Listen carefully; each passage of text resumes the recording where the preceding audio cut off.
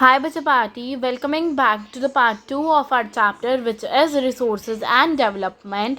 अब हम करने जा रहे हैं एरिड सॉइल के बारे में. ओके सो सबसे पहले देखो एरिड सॉइल के बारे में. ठीक है, एरिड सॉइल आ जाती है. नाम से ही एरिड मतलब आ रहा है कि ये जो एरिड सॉइल है मतलब ये कौन सी सॉइल होती है. यूजुअली सैंडी होती है. कौन सी सॉइल होती है? सैंडी सॉइल होती है. बेसिकली ये जो एरिड सॉइल है सैंडी सॉइल होती है ये. और ये जो होती है सलाइन भी होती है. सलाइन मतलब सॉल्टी होती है, सलाइन होती है नेचर में. ठीक है, अब ये जो है रेड टू ब्राउन होती है. कलर क्या होता है? रेड टू ब्राउन होता है इसका कलर बेसिकली. और जो कॉमन सॉल्ट होता है, ठीक है, जो आप घरों में नमक यूज़ करते हैं वो इससे तो बना होता है. ठीक है, कॉमन सॉल्ट जो है इवेपोरेट करके बना होता है वाटर को. ठीक है, अब क्या था, इसमें ह्यूमस तो होती नहीं है, मॉइस्चर भी नहीं होता. अब क्या है, ये जो लोअर हॉरिजोन्स है ना, जैसे ये सॉइल है तो इसके जो लोअर हॉरिजोन्स है ना, इसमें हमें कंकर पत्थर ये मिलते हैं. अब कंकर पत्थर क्या होते हैं? मतलब कैल्केरियस डिपॉजिट्स होते हैं. तो इट मीन्स इसमें कैल्शियम कंटेंट जो है डाउनवर्ड, ठीक है, डाउनवर्ड जो है कैल्शियम कंटेंट जो है वो ज़्यादा है. कौन सा कंटेंट? कैल्शियम कंटेंट इसमें ज़्यादा है. ठीक है, अब प्रॉपर इरिगेशन होती है तो ये इसको आप कल्टीवेबल कर सकते हो. ये नहीं है कि सॉइल्स अगर ये इसमें वाटर रेजिस्टेंट नहीं है तो वाटर होल्डिंग कैपेसिटी नहीं है तो हम इरिगेशन कर नहीं सकते, कर सकते हैं. ठीक है, और ये जो सॉइल्स है बेसिकली राजस्थान, वेस्टर्न राजस्थान में फाउंड होती है. ये सबसे इजी सॉइल थी एरिड सॉइल.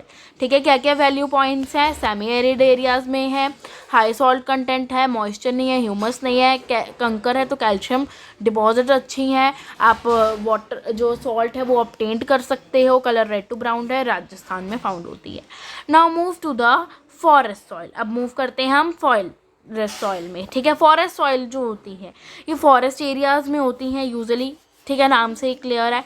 फॉरेस्ट सॉइल्स जो होती हैं, ये फॉरेस्ट सॉइल जो होती है ये यूजुअली कहाँ पे होती है? फॉरेस्ट एरिया में होती है. फॉरेस्ट एरिया में होती है जहाँ पे सफिशेंट रेनफॉल जो होती है बच्चा वो अवेलेबल होती है. जहाँ पे सफिशेंट रेनफॉल क्या होती है? वो अवेलेबल होती है. ठीक है, रेनफॉल होनी चाहिए, अवेलेबल होनी चाहिए ना. उसके बाद ये जो इस सॉइल का जो स्ट्रक्चर होता है ये इन माउंटेन एनवायरनमेंट पे डिपेंड होता है. फॉरेस्ट माउंटेनियस एरियाज़ में ही होते हैं ना जहाँ पे फॉरेस्ट होते हैं, तो ये यहाँ पे पाई जाती है. वेरी करता अकॉर्डिंग टू माउंटेन एनवायरनमेंट. ये जो लोमी होती है, सिल्टी होती है, ग्रेंड होती है. क्या क्या क्या होती है? लोमी भी होती है ये. ठीक है, लोमी होती है, सिल्टी मतलब सिल्ट डिपोजिशन होती है, सिल्टी होती है, ग्रेंड होती है ये सॉइल. ठीक है, ग्रेंड भी होती है. और स्नो कवर्ड एरियाज़ में, ये जो स्नो कवर्ड एरियाज़ होते हैं हमारे, है ना, माउंटेन्स में, तो यहाँ पे ये जो सॉइल होती है वो एसिडिक होती है. जहाँ पे माउंटेनियस एरियाज़ होते हैं वहाँ पे सॉइल जो होती है वो हमारी एसिडिक होती है. लोमी सिल्टेड पढ़ लिया. अब स्नो ये एसिडिक होती है और लो ह्यूमस कंटेंट होता है, लो ह्यूमस कंटेंट होता है. और ये जो लोअर वैलीज़ है यहाँ पे जो सॉइल पाई जाती है, मतलब ये लोअर वैलीज़ में, रुक जाओ I will make it again for you. जैसे ये है, ये जो यहाँ पर ये लोअर वैलीज़ है ना, यहाँ पे काफ़ी फर्टाइल पाई जाती है सॉइल. सॉइल क्या होती है? काफ़ी ज़्यादा फर्टाइल होती है. लोअर पार्ट्स में होती है, रिवर टेरेस में, एलुवियल फैंस में ये फर्टाइल होती है जो लोअर पार्ट्स होते हैं वैलीज़ के. ठीक है, काफ़ी ईजी था. अब देखो, अब हमने सारी सॉइल्स पढ़ चुके हैं. अब the time for the soil erosion. अब क्या है? सॉइल इरोजन का टाइम है. अच्छा बच्चा, एक और चीज़ अगर मैं आपको बता दूँ, ठीक है, आपकी अब हम सारी सॉइल्स में एक एक बार डिस्कस कर लेंगे कि कौन कौन से कंटेंट होते हैं. ठीक है, जिनका क्वेश्चन जा सकते हैं बेसिकली. एलुवियल सॉइल में हमारे पास क्या होता है? फॉस्फोरस कंटेंट भी होता है, फॉस्फोरस भी होता है, नाइट्रोजन भी होता है, पोटाश भी है हमारे पास, लाइम भी है. ठीक है, खादर और भांगर में भी ये डिवाइड हो जाते हैं. अब देखो, अब जो ब्लैक सॉइल है उसमें भी नाइट्रोजन है, पोटैश है, लाइम है. ठीक है ना. बट इस जो ब्लैक सॉइल है ना बच्चा हमारी, ये पुअर होते हैं फॉस्फोरिक कंटेंट में. फॉस्फोरिक कंटेंट नहीं होता. कौन सा कंटेंट नहीं होता? फॉस्फोरिक नहीं होता. रेड एंड येलो सॉइल में जो होता है इसमें आयरन कंटेंट ज़्यादा होता है. ठीक है, और ऑक्सीडाइजेशन होती है, जैसे लाइम और सिलिका वॉश्ड अवे हो जाते हैं। लेटराइट जो होती है वो ज़्यादा एसिडिक होती है, ज़्यादा क्या होती है, एसिडिक होती है, ह्यूमस कम होती है सॉइल में। एरिड सॉइल में कंकर वगैरह ज़्यादा होते हैं, तो कैल्शियम डिपॉजिट्स ज़्यादा होती हैं। फॉरेस्ट सॉइल लोमी होती है, सल्टी होती है, स्नो कवर्ड एरियाज में भी ये पाई जाती है। ठीक है, क्लियर। अब मूव करते हैं हम सॉइल इरोजन पे। सॉइल इरोजन कॉमनली टर्म है, हमने सुनी होगी कि सॉइल इरोजन क्या होता है। ठीक है, अब हमने इसके टाइप्स भी पढ़ने हैं, सब कुछ। देखो, जो सॉइल की जो टॉप मोस्ट लेयर है, जब ये हमारी सॉइल है, इसकी ये जो टॉप मोस्ट लेयर है, ठीक है, इट इज़ सॉइल, और इसकी जो टॉप मोस्ट लेयर, जब इसका रिमूवल होता है, ठीक है, रिमूवल होता है टॉप मोस्ट लेयर का सॉइल से बाय विंड और वाटर, तो इसे हम कहते हैं सॉइल। तो सॉइल जो फॉर्मेशन है ये काफ़ी लंबा प्रोसेस है, हमें पता है, तो सॉइल को इरोजन को भी हमें प्रिवेंट करना चाहिए। ठीक है, और सॉइल की कंजर्वेशन भी करनी चाहिए। देखो, ह्यूमन एक्टिविटीज़ के कारण डिफॉरेस्ट्रेशन हुई है, ओवर ग्रेजिंग भी हुई है, ठीक है, कंस्ट्रक्शन, माइनिंग के कारण, क्वेरिंग के कारण, ठीक है, क्वेरिंग के कारण बहुत सी सॉइल जो है इसमें इरोजन्स होते हैं, काफ़ी चेंजेस आए हैं। ठीक है, अब जैसे अकेले ह्यूमन फैक्टर्स ही नहीं डिस्टर्ब करते, मतलब ओवर ग्रेजिंग माइनर नहीं करती, अब नेचर भी काफ़ी मतलब काफ़ी तरीक़ों से सॉइल को जो है वो करता है। लाइक ग्लेशियर्स हैं, ग्लेशियर्स वगैरह भी करते हैं, विंड्स वगैरह भी करती हैं, वाटर भी आता है जब फ्लड्स वगैरह आते हैं। ठीक है, तो अब हमने इसके टाइप्स ऑफ इरोजन्स देखने हैं। ठीक है, एक तो आ जाता है गली इरोजन।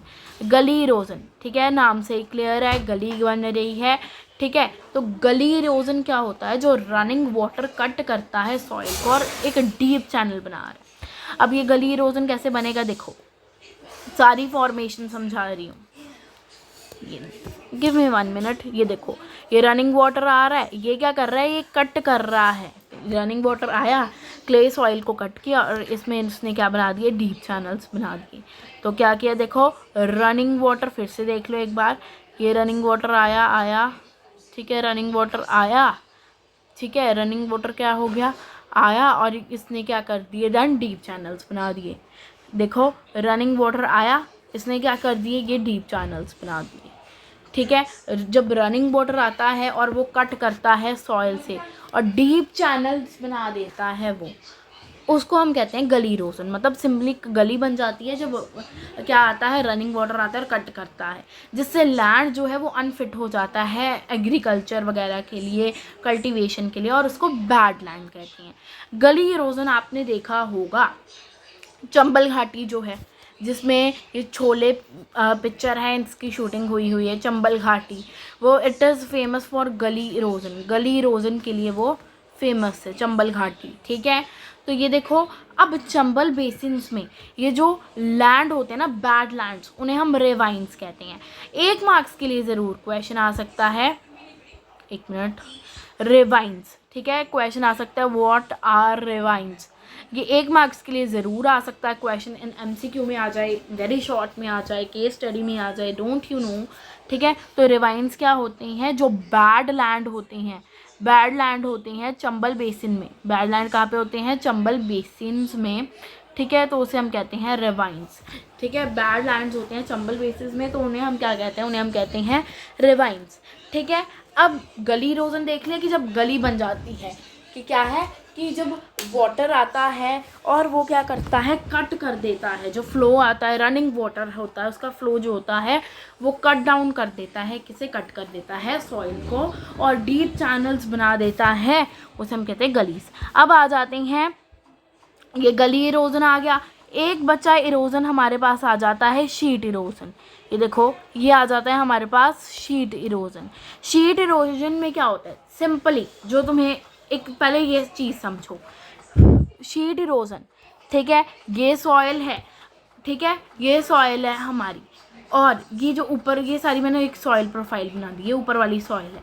जब विंड आई, वाटर आई, ठीक है, तो जो ऊपर वाटर फ्लो आता है, तो ये जो शीट है, जब ये पूरी की पूरी परत, ये देखो 1 मिनट, मैं ये ऊपर परत बना देती हूँ ये, ठीक है, विंड चली तो विंड आई, ठीक है, तो पूरी की पूरी परत ही ये रिमूव हो गई। जब क्या हुआ, फिर से देखो, विंड आई, ठीक है, विंड आई और पूरी की पूरी परत ही क्या हो गई हमारी, रिमूव हो गई। तो इसे हम क्या कहते हैं, इसे हम कहते हैं शीट इरोजन, ठीक है, क्या कहते हैं हम इसे, शीट इरोजन। तो समटाइम वाटर फ्लो होता है तो एरिया स्लोप डाउन, तो ये टॉप सॉइल आ जाती है, पूरी की पूरी शीट वो हो जाती है, तो इसे हम कहते हैं शीट इरोजन, शीट इरोजन कहते हैं हम इसे, ठीक है बच्चा।